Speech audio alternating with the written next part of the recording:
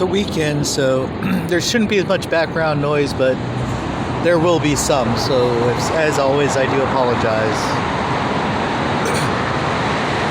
So this is going to be a quick breakdown of the burglary that happened in my house maybe about 2 years, a year and a half before the fire. The reason why this is so important is to raise is because the timing of this burglary, the people that are involved needs to be superimposed, if you will. There's no superimposition needed. It should fit the chronology of when law enforcement was involved and just how deeply they went to create, to build on a narrative that they were already building off of, a false narrative to begin with. But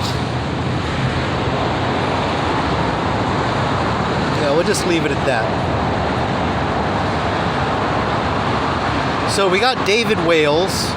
That's what he said his last name was, Wales. Out of Campbell, California. He is definitely a part of this. You got Josh Haskell, who there's a lot of questions behind Josh, including the fact that apparently somebody else that he was helping get involved in this business had an attic fire that destroyed their life. Very interesting. And unfortunately, I cannot recall the name of, although it's trapped in one of my phones from that time period, of individual in Watsonville that, as I say, I didn't know it then, but if they were influenced by the background campaign that my parents were pushing, any of these people could have been easily influenced to have acted the way that they would have against me. It's simple. I mean, why wouldn't they? If I'm such a big ass schmuck and a monster, why not eliminate me? But the fact of the matter is that that's a false narrative in the first place, and that these people were influenced by badges or people in authority, or they were under the gun themselves from these people in authority, so they did what they did and however they did it. So for David Wales, he came and basically scoped the situation out of 3 days before the burglary. Josh Haskell had me do,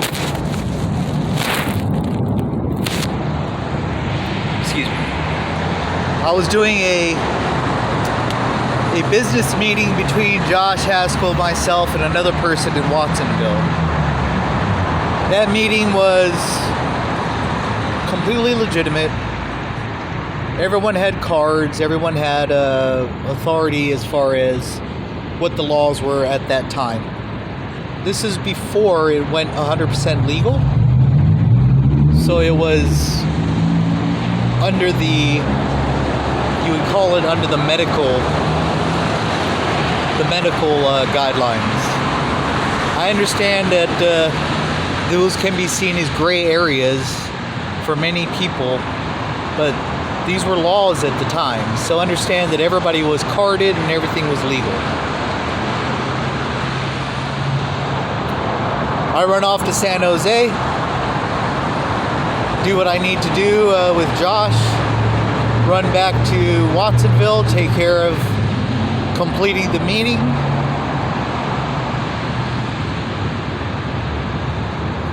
And I cannot recall if I went back to San Jose or I went back to the house first. But understand this, that when I work for people, it doesn't even matter if I'm working, well, yeah, it mostly matters if I'm working with people, but they know where my whereabouts are 100% of the time. Just having trust in people is one thing, and being able to show where your product is, where it's moving to, and the completion of a deal and all these kind of things. Well, that's just basic logistics, right? That's why they put transponders on semi trucks and such. But I kind of do it in an old school way where you just touch base by phone, letting people know what's going on. I appreciate that kind of service, and that's the kind of service that I give. So getting back to the house after this situation is done, and realizing that I'd been burglarized,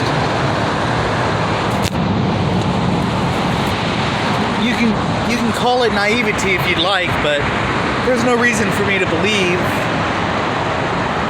anything out of the ordinary with the people that I'm dealing with, that I'm handling at the moment. But in retrospect, it's really obvious what happened. So I get back to the house, and I'm like, holy crap, what the heck's going on here? I go to my neighbor, asked them if they had seen anything or heard anything. No. That would be Lillian. I will add in the story about Lillian meeting my mother, and a strange thing that my mother told me after meeting Lillian, after I had to send my mother home for, like I said, I didn't understand what was going on. I thought my parents were actually losing their minds, but apparently they were acting zealously to prove something. Very interesting. Not to me. I was raised by these people. I know what they are up to the whole time, all the time. They're always up to something. But I never would have expected all this. And I love them. And I've already forgiven them before. This is all a whole new stack of shit. More importantly, how it is that law enforcement, and whether it's federal agencies, rather than vetting their sources, would much rather basically prolong child abuse onto an individual, regardless of how old they are. That's currently their tactics. Not to prove and to uncover evidence, but to create narratives, to so-called reveal, well, obviously this person is capable of doing these things. Look at what they did and said, which most of the things that they did and said were in response or a reaction to actions that they were doing. There's a big difference between discovering evidence and uncovering a crime, and creating evidence and so-called uncovering something. That's not what they're doing, though. Everything that I'm doing is carded and legit, and under the guidelines of Santa Cruz and the state guidelines when you have a medical card. So I call the police. Oh, I forgot to mention that after Lillian's, I went to Suzanne's. Suzanne is behind the house, not next to the house. And as it turns out, she was probably a very strong player in a organization called Take Back Santa Cruz. They have sanitized their actions and their website. I don't even know if they exist at this point, but they sanitized their actions and their website after it was revealed that they were doing some really, really hokey stuff, like dressing up like homeless people, using drugs with homeless people, getting them high, and taking videos of them while they're getting high on the products that they brought.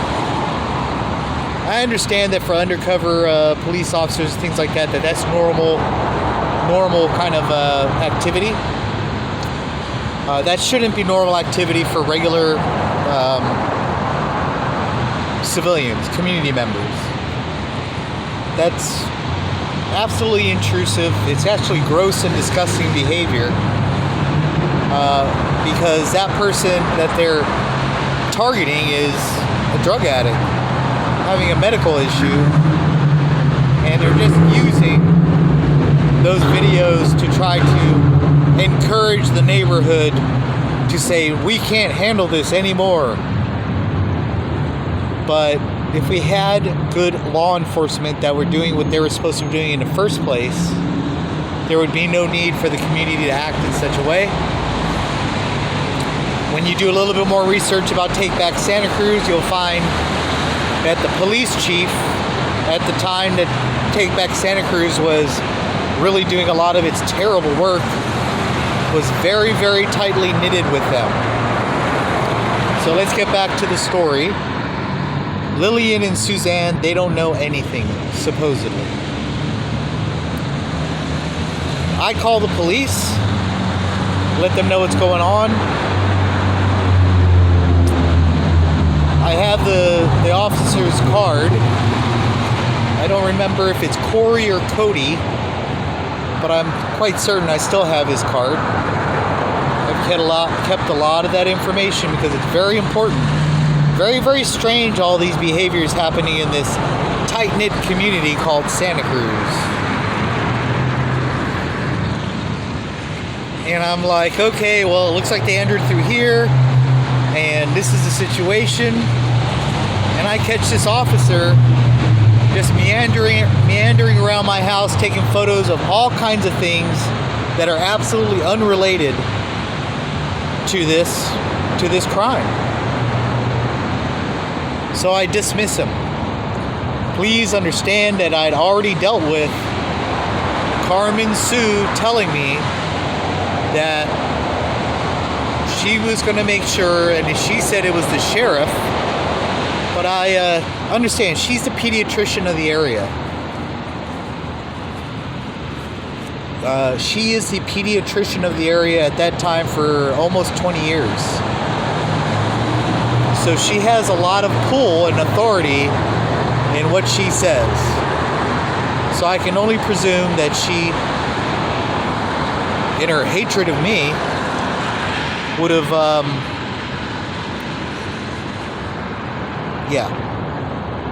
I'm pretty sure she did a lot of work. It's so terrible. I really love that girl for like a few weeks until it became apparent that there's something wrong with her.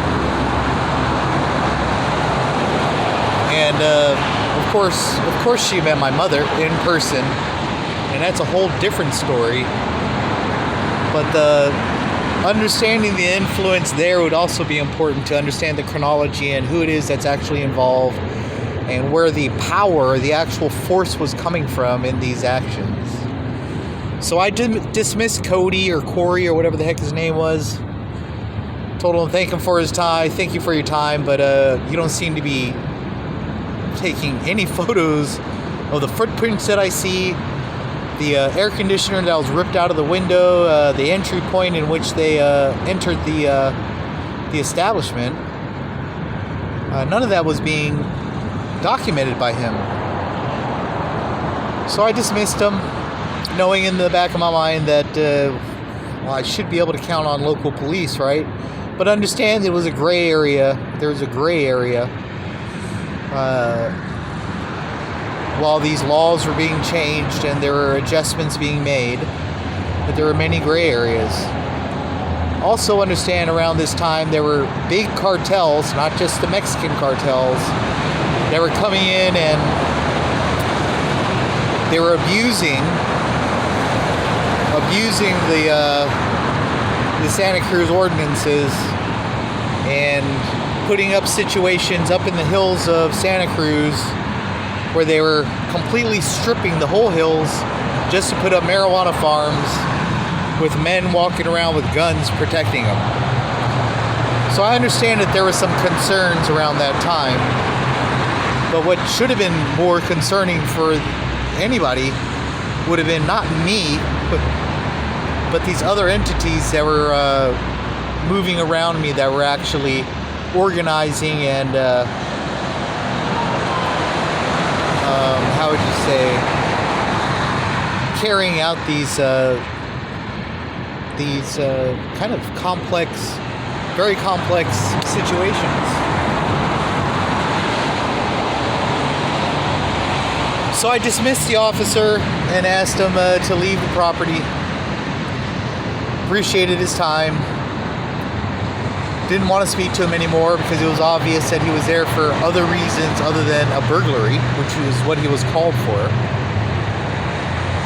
And at the time, I could not know that my mother's conversation with Lillian, my mother's interactions with Carmen Sue and everybody else was a campaign that had been started.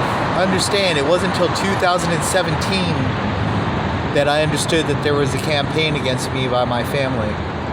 It was probably late 2011, early 2012.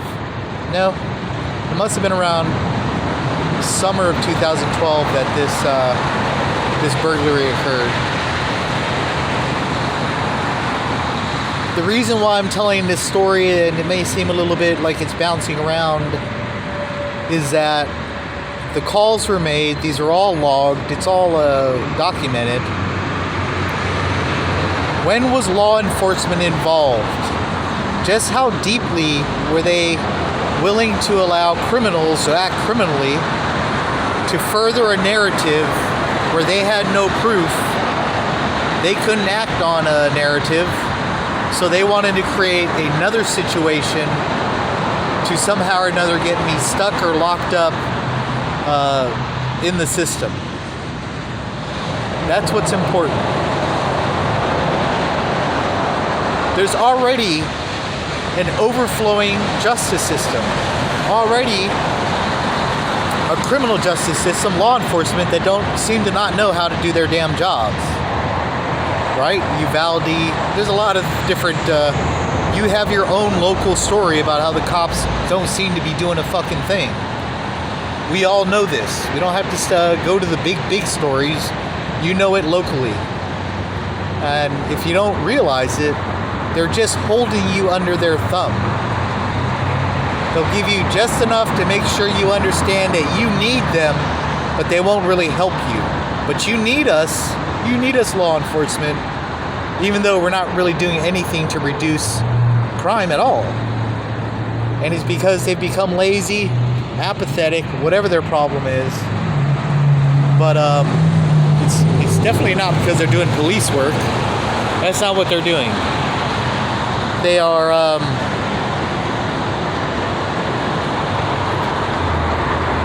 like suffering from attention deficit syndrome or whatever. I'm here to, but there's a burglary. Let me look at everything else that's going on rather than the evidence of the burglary. Well, why would I have even called you? What's going on here? And it could also be that this was always the plan, and that even the local police department, as well as the sheriff's department in Santa Cruz, was not just influenced by the words of my ex-girlfriend, but they're being influenced by federal agencies that are having them act against the people in a way it's illegal. It's unlawful. And it creates more problems than it does reduce crime. So why are they even doing any of that? So the importance of this post is the chronology. When did this occur in relation to, I think it's a federal organization, looking back at it now, that must have been infiltrating all of Santa Cruz and the Monterey Bay area at the time. That's what's important. Thank you for your time. I appreciate you listening. If this applies to you, please understand just how dangerous these programs are. You're not the only one. That we need to expose these programs, shine lights on them so that they can be eliminated and we can get back to reforming our criminal system and justice system to one that actually works, will never be overloaded, and well, in the beginning it will be, but it won't be after a while.